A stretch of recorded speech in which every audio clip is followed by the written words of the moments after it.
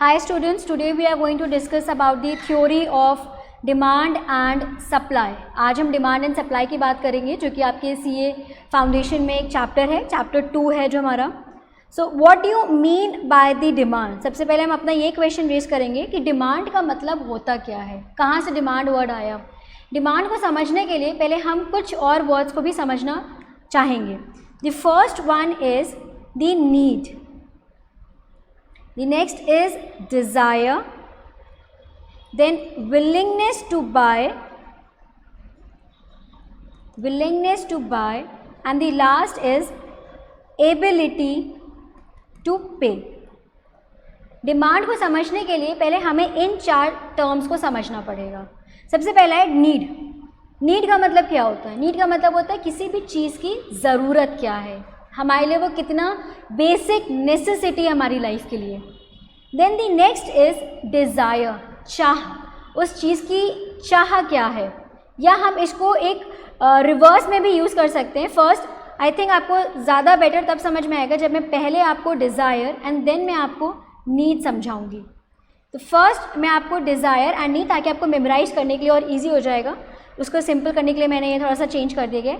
सबसे पहले हम किसी भी चीज़ की चाह रखते हैं. सपोज़ अगर मैं कोई एक गाड़ी खरीदने की सोचूं, मैं पोर्शे खरीदने की सोच रही हूँ, तो मेरी एक चाह है कि मेरे पास एक पोर्शे गाड़ी होनी चाहिए. तो that is my desire. Then I will check कि क्या मुझे उस चीज़ की नीड है, क्या ज़रूरत है मुझे उस चीज़ को लेने के लिए, क्या उसके बिना मेरी ज़िंदगी रुक जा रही है. Then I will check this point.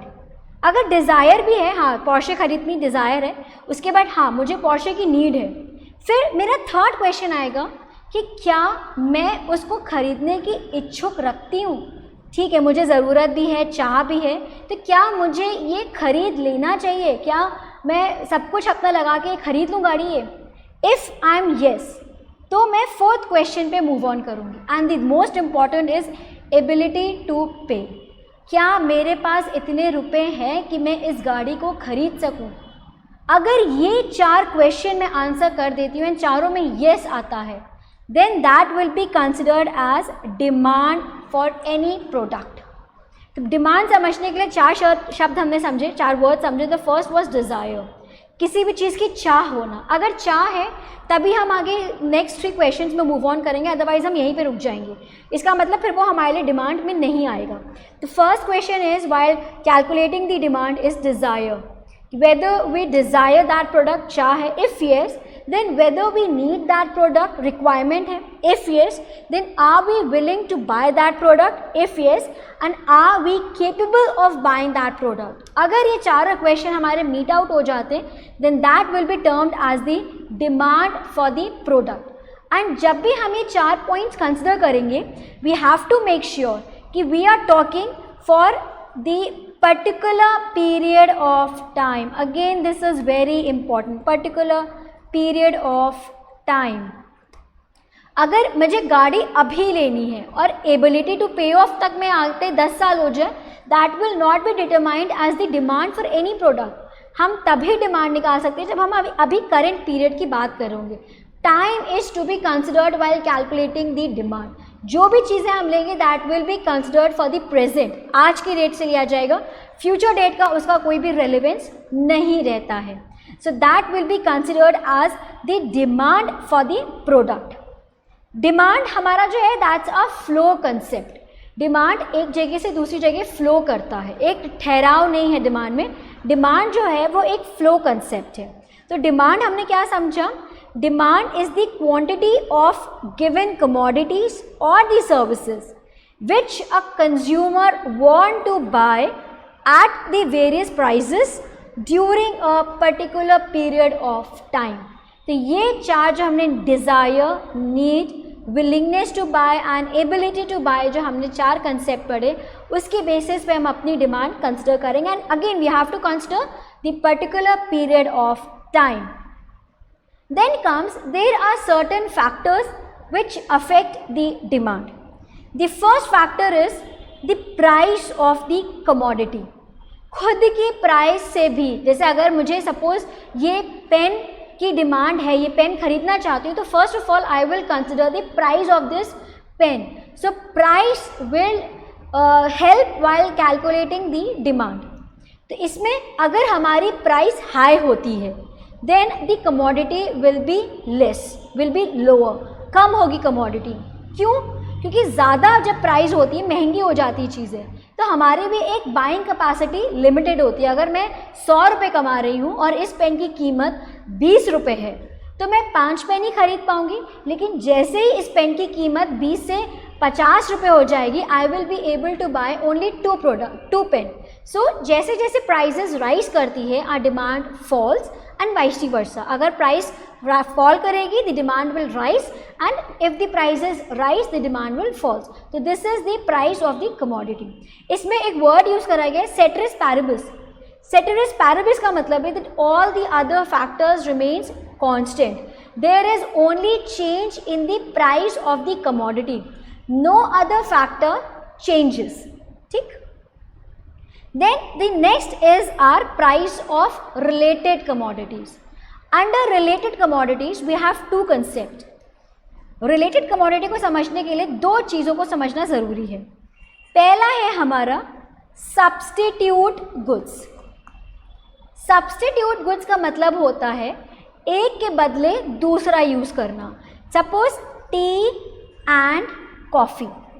T and coffee एक के बदले होते हैं। अगर आप किसी घर जाते हैं तो आपसे पूछा जाता है आप टी लेंगे, अगर उसके पास टी अवेलेबल नहीं तो कॉफ़ी लेंगे। तो दीज आर सब्स्टिट्यूट गुड्स, एक के बदले दूसरा यूज होता है। अब सपोज ऐसे हमने डिस्कस कर लिया कि अगर किसी भी कमोडिटी की प्राइस इंक्रीज करेगी तो demand will falls, we have discuss this. Suppose अगर प्राइस ऑफ टी राइजेस, ठीक, प्राइस टी की बढ़ गई तो according to the previous point demand of tea will falls, right. But coffee ने क्या करा था? कॉफ़ी ने अपने प्राइजेस में कोई भी चेंज नहीं करा था, जिसकी वजह से कॉफ़ी की डिमांड इंक्रीज हो जाएगी। कैसे? टी ने अपने दाम बढ़ा लिए थे तो लोगों ने टी को छोड़ दिया, वो बोले कि नहीं अब टी महंगी हो गई, अब हम कम टी लेंगे।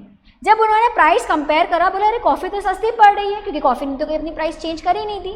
तो as compare to tea coffee is cheaper due to which the demand of coffee rises. This is in case of substitute goods. Substitute goods कौन से हो गए? जो एक के बदले दूसरे यूज करे जाते हैं। The second is the complementary goods. Complementary goods वो होते हैं जो एक के साथ यूज करे जाते हैं, अकेले नहीं यूज करे जाते। I will take an example of bread and butter.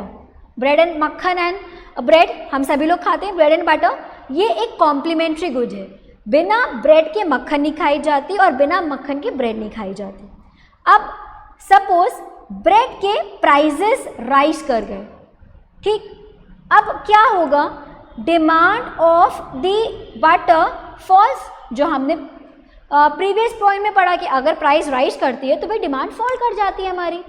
But अब क्या हुआ? जब लोगों ने बटर खाना कम कर दिया तो अल्टीमेटली क्या हो गया? हमारी ब्रेड की भी डिमांड फॉल कर गई।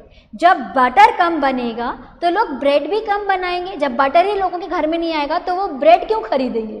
क्योंकि ब्रेड एंड बटर दोनों साथ में ही कंज्यूम करे जाते हैं। So if the prices of the butter increases the demand of the bread will falls and the price of bread will remain constant.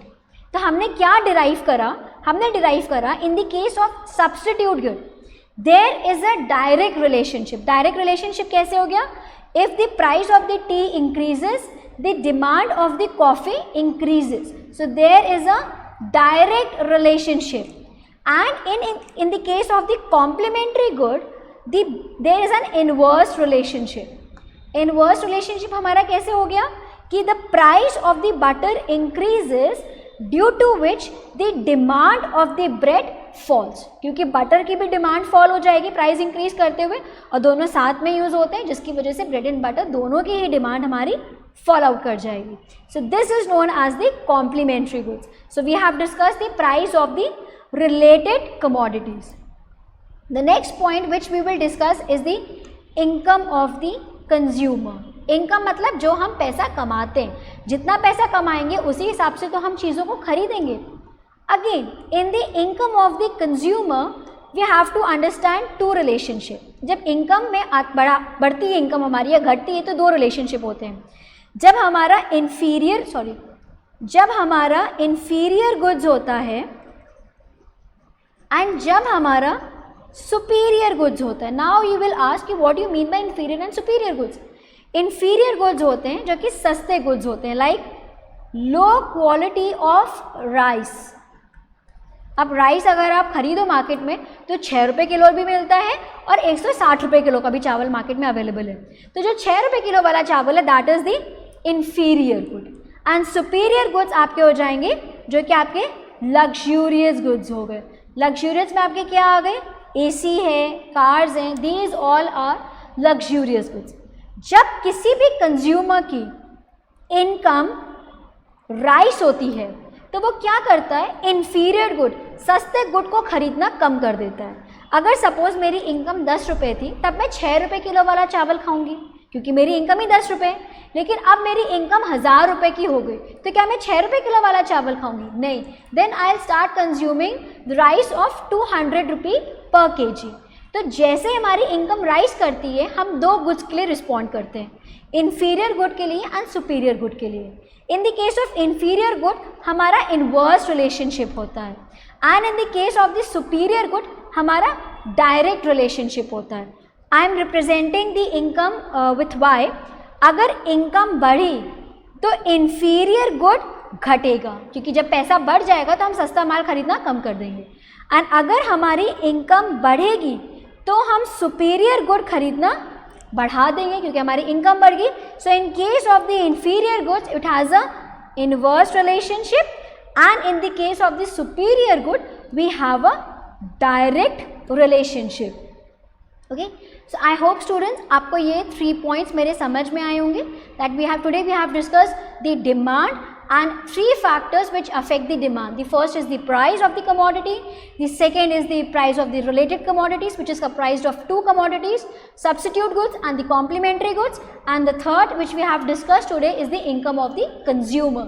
इसमें भी 2 goods हमारे आते हैं, inferior goods and the superior goods. Okay, thank you students.